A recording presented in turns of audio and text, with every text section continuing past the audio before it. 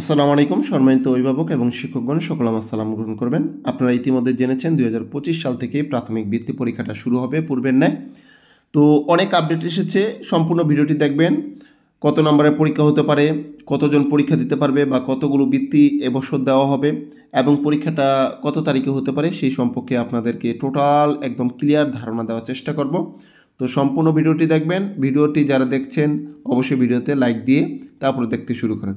আর যারা অভিভাবক আছেন আপনারা পাশে দেখতে পাচ্ছেন যে আমার অনলাইন ব্যাচে ভর্তি আর কি বিজ্ঞপ্তিটা, সেটি হচ্ছিল জুন মাসে 1 তারিখ থেকে ক্লাস শুরু হবে। ওদের কোর্স ফি মাত্র 2000 টাকা 7 মাসের জন্য, অর্থাৎ জুন মাসে 1 তারিখ থেকে পরীক্ষার দিন পর্যন্ত আপনার ক্লাস চলবে। তো আপনারা চাইলে এই যে নাম্বারটা দেওয়া আছে এই নাম্বারে যোগাযোগ করতে পারেন। এটা হোয়াটসঅ্যাপ নাম্বার, প্লাস হচ্ছিল আপনার ফোন করে যোগাযোগ করতে পারবেন। তো দেখি কি বলা হয়েছে। আবার আগে নিয়মে চালু হতে যাচ্ছে প্রাথমিকের বৃত্তি পরীক্ষা। এবছর থেকে ডিসেম্বরের বার্ষিক পরীক্ষার শেষে আলাদাভাবে এই বৃত্তি পরীক্ষা নেওয়ার সিদ্ধান্ত নিয়েছে সরকার। পাশাপাশি বৃত্তিপ্রাপ্তদের টাকার পরিমাণ বৃদ্ধির পাশাপাশি বৃত্তিপ্রাপ্ত শিক্ষার্থীর সংখ্যাও বাড়ানো হবে। 2009 খ্রিস্টাব্দ সাধারণ প্রাথমিক বিদ্যালয়ের শিক্ষার্থীদের প্রাথমিক শিক্ষা সমাপনী পরীক্ষা পিইসির পরীক্ষা চালুর পর বন্ধ হয়ে গিয়েছিল যুগ যুগ ধরে চলে আসা পঞ্চম শ্রেণীর পৃথক বৃত্তি পরীক্ষা, যে বৃত্তিপ্রাপ্ত শিক্ষার্থীরা পরবর্তী তিনটি শ্রেণী অর্থাৎ অষ্টম শ্রেণী পর্যন্ত বিনা বেতনে পড়ার সুবিধার পাশাপাশি মাসে মাসে টাকাও পেতেন। তবে সেই নিয়ম আবার ফিরিয়ে আনার উদ্যোগ নিয়েছে প্রাথমিক ও গণশিক্ষা মন্ত্রণালয়। প্রাথমিক শিক্ষা অধিদপ্তর জানিয়েছে ডিসেম্বর মাসে বার্ষিক পরীক্ষার শেষেই বৃত্তি পরীক্ষা নেওয়া হবে। বৃত্তি পরীক্ষার নীতিমালার খসড়া এরই মধ্যে মন্ত্রণালয়ে জমা দেওয়া হয়েছে। প্রাথমিক শিক্ষা অধিদপ্তরের একজন কর্মকর্তা দৈনিক শিক্ষা .com-কে এসব তথ্য জানিয়েছে। তিনি বলেন, বৃত্তি পরীক্ষা চালুর সিদ্ধান্ত চূড়ান্ত। খসড়া নীতিমালা নিয়ে আগামী বৃহস্পতিবার মন্ত্রণালয়ে বৈঠক হবে, এরপর নীতিমালা প্রকাশ করা হবে। বর্তমানে টেনেন্টপুর বৃত্তিপ্রাপ্ত শিক্ষার্থীরা মাসে 300 টাকা এবং সাধারণ বৃত্তিপ্রাপ্তরা 225 টাকা করে পান।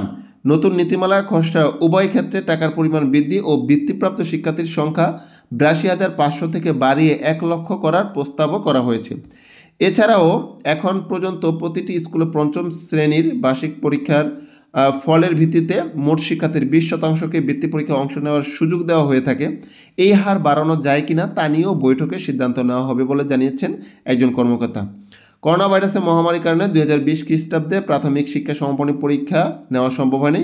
2022 খ্রিস্টাব্দে এসে এই পরীক্ষা স্থায়ীভাবে বাতিল করা হয়। পিএসসি পরীক্ষা বন্ধ হওয়ার পর স্বাভাবিকভাবেই বন্ধ হয়ে যায় পঞ্চম শ্রেণীর শিক্ষার্থীদের প্রবর্তিত প্রাথমিক বৃত্তিও। তবে 2022 খ্রিস্টাব্দের শেষের দিকে হঠাৎ বৃত্তি পরীক্ষা চালুর ঘোষণা দেয় প্রাথমিক ও গণশিক্ষা মন্ত্রণালয়। সেই সিদ্ধান্ত ঘিরে তখন শিক্ষাবিদদের পক্ষে থেকে নানা সমালোচনা ও আপত্তি ওঠে। বিশেষজ্ঞরা বৃত্তি পরীক্ষার প্রয়োজনীয়তা নিয়ে প্রশ্ন তুললেও নোট গাইড কোম্পানির উস্কানিতে তৎকালীন প্রশাসন তাদের সিদ্ধান্তে অনড় থাকে।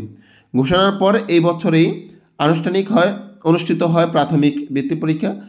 তবে ফল প্রকাশে দেখা দেয় বড় ধরনের বিশৃঙ্খলা। ফলাফল প্রকাশের পর তাতে নানান ভুল ধরা পড়ে, ফলে ফল স্থগিত করতে হয়, পরে সংশোধন করে নতুন ফল প্রকাশ করা হয়। 2023 খ্রিস্টাব্দেও বৃত্তি পরীক্ষা নেওয়ার পরিকল্পনা নেওয়া হয়েছিল, তবে শেষ পর্যন্ত তা বাস্তবায়ন করা হয়নি।